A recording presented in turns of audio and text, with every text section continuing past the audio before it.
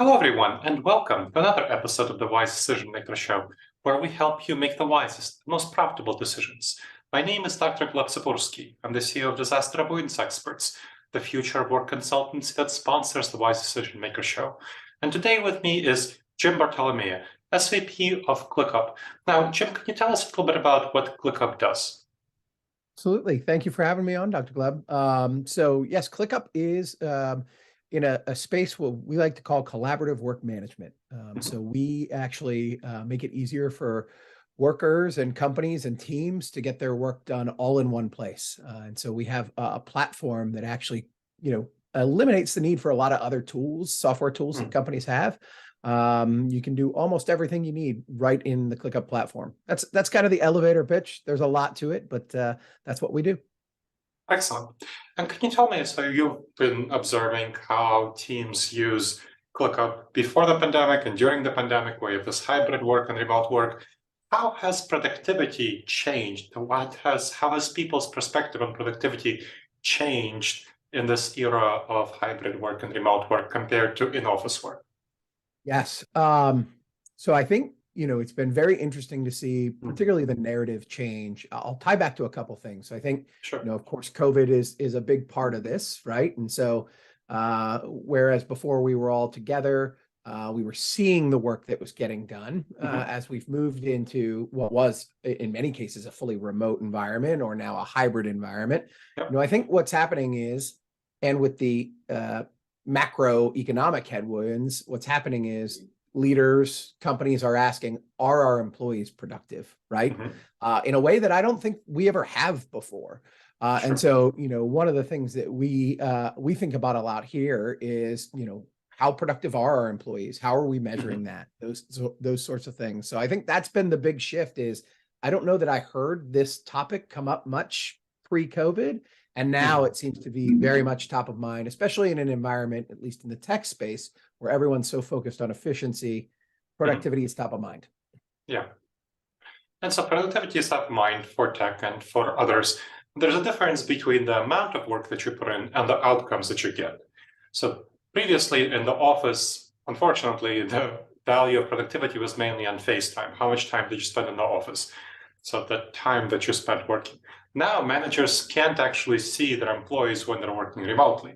And so what Microsoft research found, there's productivity paranoia, where managers are worried about whether their workers are being productive.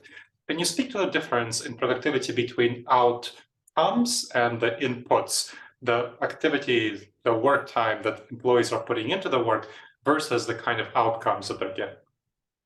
I think you hit on the biggest thing that worries me about productivity as a topic is we care about activity and not outcomes. And so, one of the things that I think every organization needs to start with is defining what does productivity mean in your organization. And that can be very different depending on the type of role you do, the type of organization you sit in. But if there isn't a dialogue between employees and managers, leaders and managers around what is productivity, then how are we ever going to hold people accountable to a productivity measure? So that's really, for me, the crux of the situation is defining productivity. And what have you found so you're the people leader at ClickUp. How have you defined productivity at ClickUp? I guess that depends on the group, of course. For my team, I'll speak for my team, and then maybe I'll speak about our engineering team. For my team, we have a very well-established set of OKRs that we have established as a group. We look at quarter by quarter. We then review those at the end of each quarter. And if it isn't in the goals, then it might not be you being productive. Of course, there are things outside of goals all the time, right? But these are the main things that I'm going to look at to make sure you're being productive. Now, a people team's interesting because we have, not as many concrete measures as maybe like a customer support organization or an engineering organization. So one of the things we've been doing, for instance, in our technical organization is we look at checked in code. We look at bugs found and repaired. We try and find as many objective measures of things that we care about and say, this is a measure of productivity for us. Again, so not just activity for the sake of activity, but activity that is an outcome or a result we want. Excellent. Now, when we're thinking about productivity, we want to improve it, not simply measure it. So what are good strategies to improve productivity, keeping in mind both hybrid teams, remote teams, in-office teams? Yeah. So I think, I'll start with what I just hit on, which is I think, define and then Mhm. set goals. That's a really big part of this, of course. But then also, another thing that you can do is you can really reinforce productivity, right? Through recognition programs, rewards programs, things of that nature, right? And so you really create a culture where, okay, um, this is what productivity means. And if I hit that productivity measure, this is what I Mhm. get, right? So it's kind of basic human nature stuff. And there's a number of studies out there that just show that job satisfaction goes up significantly when people feel like they are being productive, right? Mhm. And so, because also another study shows that the consensus on what productivity is differs between managers and employees.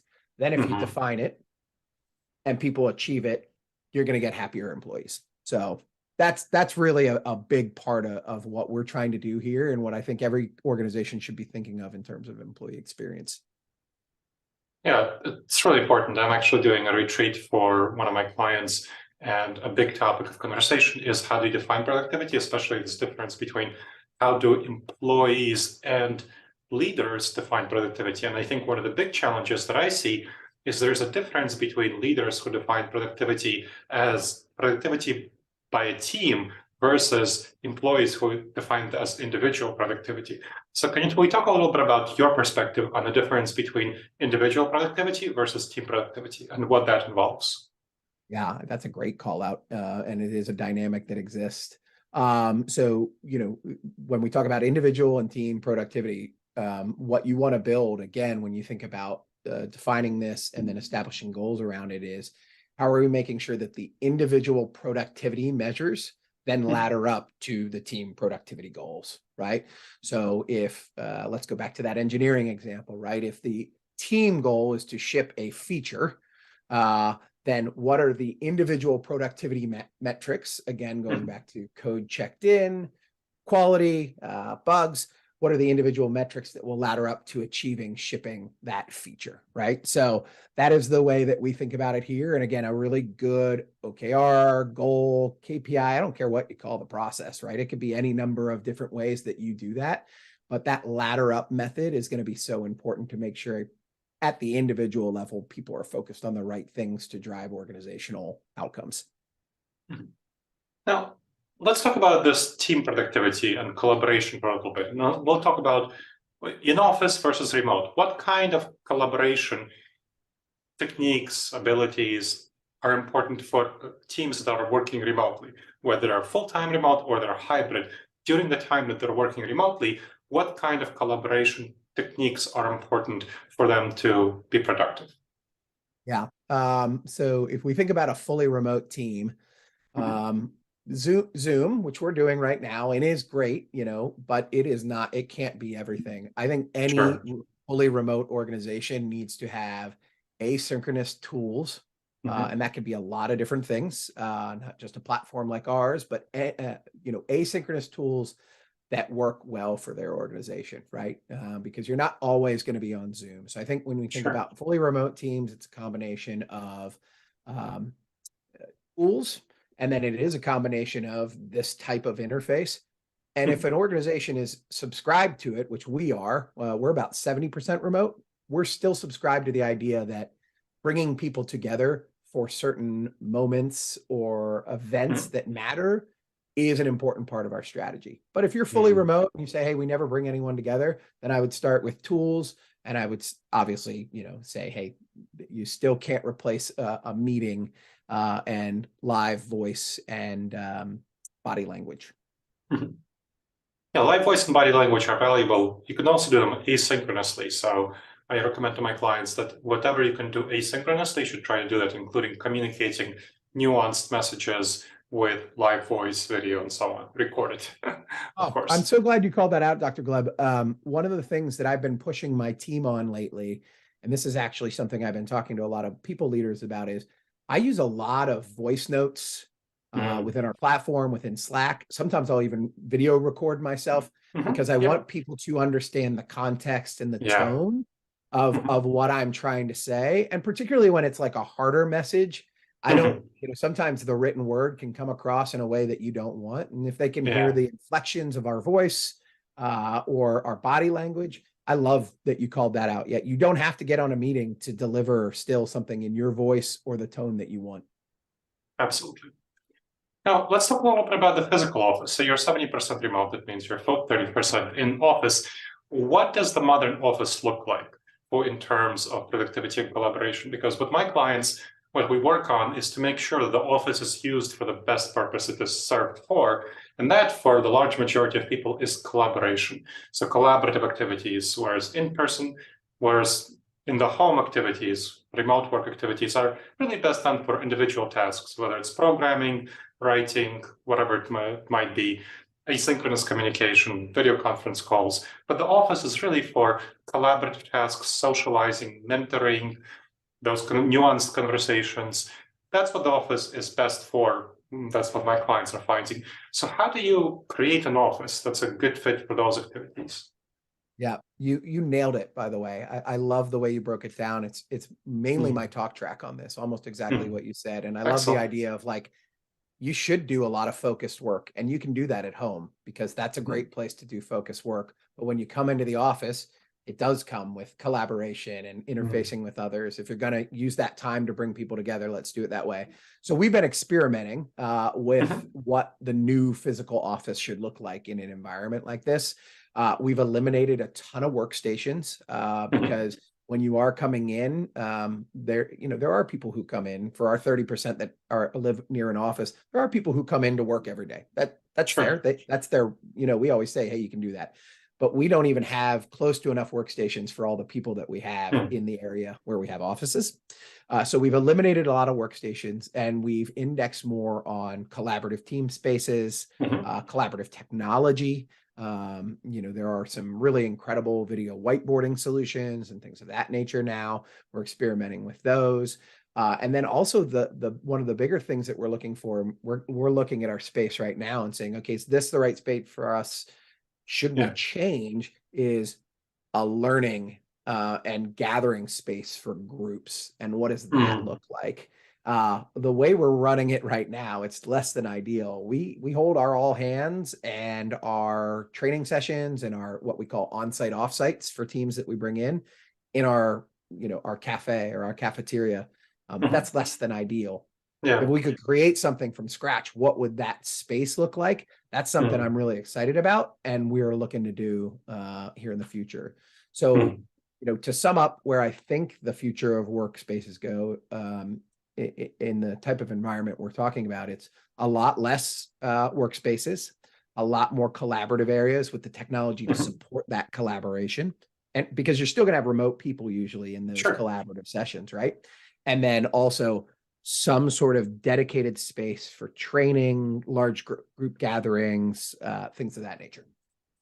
Excellent. Since you're talking about the future, let's wrap up with a question about the future. What do you see as the future of collaboration looking like in our world? We have the differences between hybrid, remote, fully in office, and productivity. What's your vision on what collaboration will look like in the next several years? Yeah, I've hit on this as we've talked here, but to sum it all up, I personally, and this is just my belief, I do still think that bringing people together, and how often that is, and where, and in what type of meeting, really depends on the organization. But I still believe that even in the future, you cannot replace that type of collaboration, and so the future will look like a lot of asynchronous work. Right?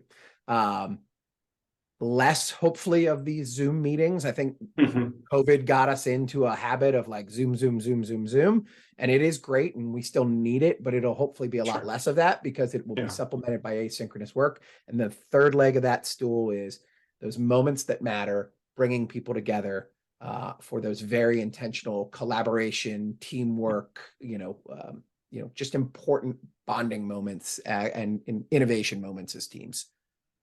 Excellent. Well, thank you, Jim. I really appreciate you sharing your expertise with our audience. Absolutely. This is great. Is there anything else I can answer, Dr. Gleb, before we finish up? No, this was great. And thank you to the audience for checking out another episode of the Wise Decision Maker Show. Please make sure to subscribe wherever you checked out the show and make sure to leave a review. It really helps others discover the show and helps us improve the show. All right, everyone. I look forward to seeing you next episode of the Wise Decision Maker Show. In the meantime, the wisest and most profitable decisions to you, my friends.